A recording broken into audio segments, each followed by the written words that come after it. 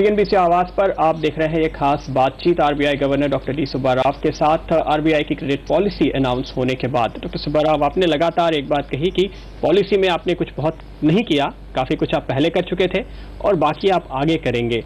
Unconventional measures use करने की आपने बात कही, उसका मतलब क्या होता है? हम देख रहे हैं दुनिया भर central banks unconventional instruments use कर रहे हैं। Even the US Fed and the ECB, they're doing swaps and they're doing they're opening special windows for special facilities.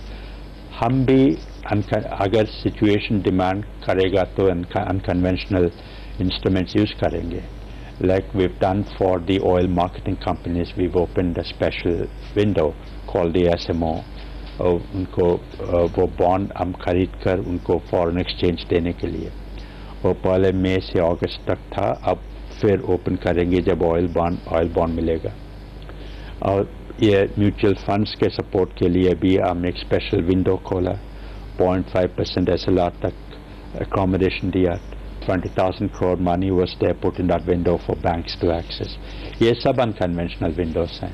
एक और अनकन्वेंशनल काम जो हुआ था देश में एक साल पहले, वो ये था कि हमने रोक लगा दी पी नोट के जरिए जो पैसे आ रहे थे देश के अंदर. अभी फिर से एक बार रोक लगाई गई है, लेकिन इस बार ट्रेंड उल्टा था. पैसे जा रहे थे और वो कहीं ना कहीं ऐसा चैनल यूज हुआ था जो बहुत क्लियर नहीं था. पिछली बार जब पी नोट के ऊपर रोक लगी थी तो आरबीआई ने बहुत स्ट्रांग केस रखा था कि हम लगवाना चाहते हैं क्योंकि ये नहीं होना चाहिए. क्या इस बार भी जो शॉर्ट सेलिंग को लेकर के मुद्दे उठे हैं, आरबीआई का अपना व्यू रहा है कि इसको रोकना चाहिए? No, we are represented on the board of SEBI and we've taken a view on that, and I believe that is the decision of SEBI. Okay, so I don't want to comment on that. अब ये कह रहे हैं कि currency flow से या currency management से उसका कोई लेना देना नहीं है? जरूर है.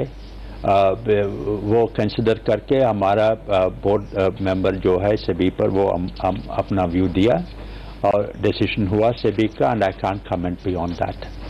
We've taken a view in the board of SEBI as a director and we've given our views there. Real estate की अक्सर बात हो रही है कि कंपनीज बैंकरप्ट हो सकती हैं. हम क्रैश देख सकते हैं रियल एस्टेट प्राइसेस में, शायद उसका इम्पैक्ट यहाँ और पूरी इकोनॉमी पे नजर आए. इन इश्यूज को आप कैसे टैकल करने वाले? See, to the extent that if there are individual business failures, it is not the concern of RBI. लेकिन अगर कोई इंस्टीट्यूशनल सिस्टमिक इश्यूज हैं, जरूर वो मॉनेटरी पॉलिसी का रेलम पर आते हैं.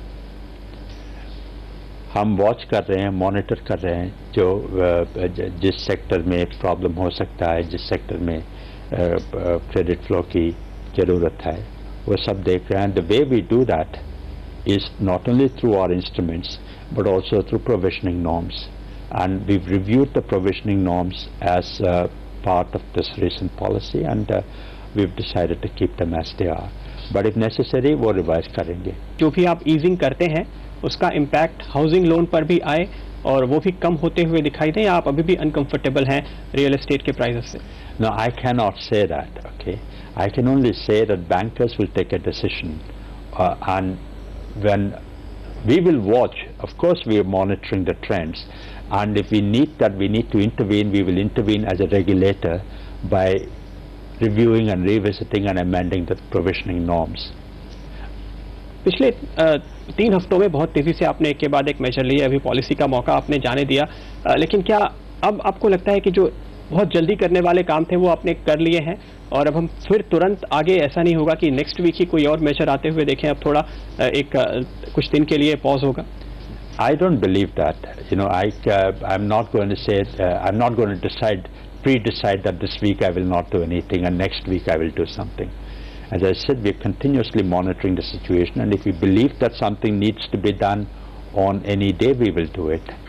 इसका मतलब यह है कि जो कुछ हो रहा है वो शायद आरबीआई के या फिर शायद गवर्नमेंट ऑफ इंडिया के ही कंट्रोल में नहीं है. जो हो रहा है वो तो यूरोप या यूएस में हो रहा है और हम बहुत कुछ नहीं कर सकते उसके लिए. जरूर कर सकते हैं.